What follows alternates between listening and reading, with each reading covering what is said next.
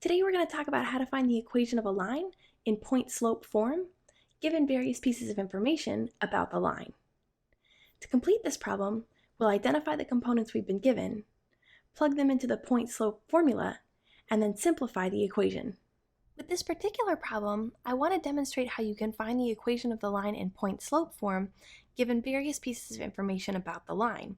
So what I've done here is classify into three separate groups pieces of information that you could be given about a line, and then we'll look at each group to figure out how you would find the equation of the line in point-slope form. So group number one, if you're given the slope and the y-intercept, or the slope and a point, or a horizontal line, or you're told that the line is the horizontal line through a point, or the horizontal line through a y-intercept, all of those are similar in the sense that essentially you're being given a slope and a point no matter which of these you're given.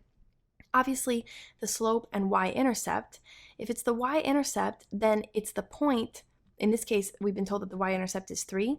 It's the point 0, 3, right? Because x is equal to 0 when the graph intersects the y-axis. So if you're given a slope and a y-intercept, and the y-intercept is 3, then the point really is just 0, 3. Obviously, that's the same as the slope and a point. So if you're given a slope and a point, it's really the same thing as being told the slope and the y-intercept. In either case, you're still given a slope and a point. And the same thing goes for these two sets of information, horizontal line through a point or the y-intercept. The slope of any horizontal line is just 0. So essentially, you're being told that the slope is 0 and given a point, or that the slope is 0 and given the y-intercept, which is also just a point. So regardless of which of these pieces of information you're given, you're going to go about finding the equation of the line in the same way. That'll be slightly different than if you're given 2 points on the line, which is its own category, and that'll be slightly different than being given a point on the line and being told that the line is parallel to another line. So we'll talk about each of those.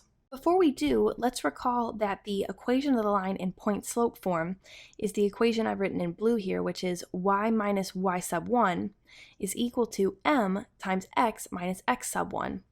So basically what you have to think about with this formula is that m is the slope of the line, that xy will remain in your function, and that x sub 1 and y sub 1 represent a point on the line. And so when you have a point, you plug it in for x sub 1 and y sub 1.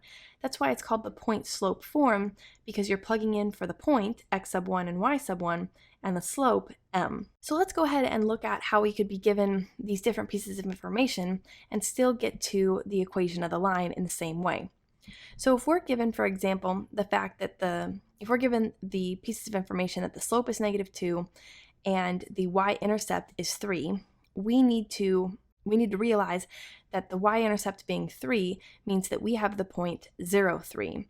So what we'll do is we'll say y minus, and then the y-coordinate of the point 0, 3, which of course is 3, is equal to m, the slope, which we know to be -2, times x minus the x-coordinate of the point that we're given. Remember that we're given the point 0, 3 because this is the y-intercept. So 0 is our x-coordinate there. So notice how we plugged in the slope and the point 0, 3. This has been plugged into the point-slope form, and we could leave it like this except that we have this 0 here. So we could simplify to say y minus 3 is equal to -2x, and we could even change this into y equals -2x plus 3, which is now slope-intercept form. Either way. Obviously, we can do the same thing if we're told that we have a slope and a point, -2 and 0, 3, or even if we were given the point here, 1, 1, right, which is also on the line. We could say, let's pretend we're given the point 1, 1 instead. We could say y minus 1 is equal to -2 times x minus 1. So we plugged in our x-coordinate 1 here, our y-coordinate also 1 here, and our slope -2. When we do that, we can leave it in this form, or we can choose to simplify and get -2x plus 2. If we add 1 to both sides, we'll get y equals -2x plus 3, and notice we're back at the same place that we ended up with when we got the other set of information. So that's how you deal with it if you have a slope and a y-intercept or a slope and a point.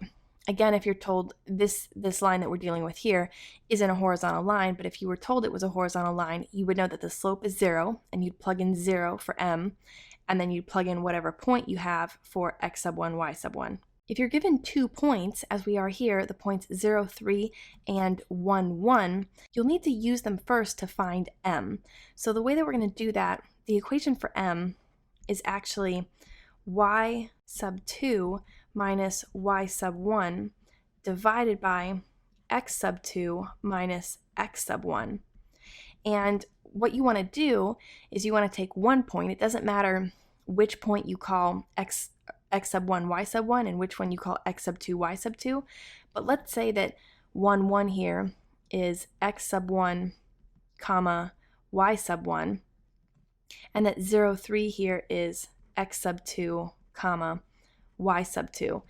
So if we just plug those values in, y sub 2 is 3, y sub 1 here is 1, x sub 2 we know to be 0, and x sub 1 we know to be 1.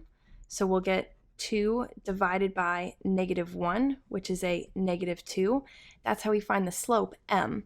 So now we'll take the slope m and either one of these points, it doesn't matter which one, and we'll plug them into our point slope formula. So we'll get y minus, let's go ahead and plug in 1 and 1 again, 1, 1, doesn't matter again, but y minus 1 equals our slope that we found, negative 2, times x minus 1, and again, it's the same thing we ended up with here. So we can just simplify to negative 2x plus 2 if we want to, and if we want to, we can add 1 to both sides and transform it immediately into slope-intercept form if we want to. This top line here represents point-slope form. The bottom line represents slope-intercept form. And lastly, if you're given a point and the fact that the line is parallel to another line, essentially you're being given the point here and again a slope, which you can see here. So this equation, y equals negative 2x minus 6, is in the slope-intercept form, which is y equals mx plus b, m being the slope. So negative 2 is the slope of this other line. Remember that lines that are parallel have the same slope. So essentially we're being given a point and a slope, and we're right back here into group 1. So you just have to pick the slope out of this equation and then say y minus our y coordinate here, 3, is equal to the slope here, negative 2, times x minus our x coordinate here, 0. And then again, you can leave it like this, or you can simplify negative 2x, and then if you want to, y equals negative 2x plus 3. But notice how no matter what piece of information we're given, we can quite easily get the point-slope form of the line, and we can quite easily transform any of those into the slope-intercept form of the line. And no matter which method we use or what information we're given, we always end up with the same result.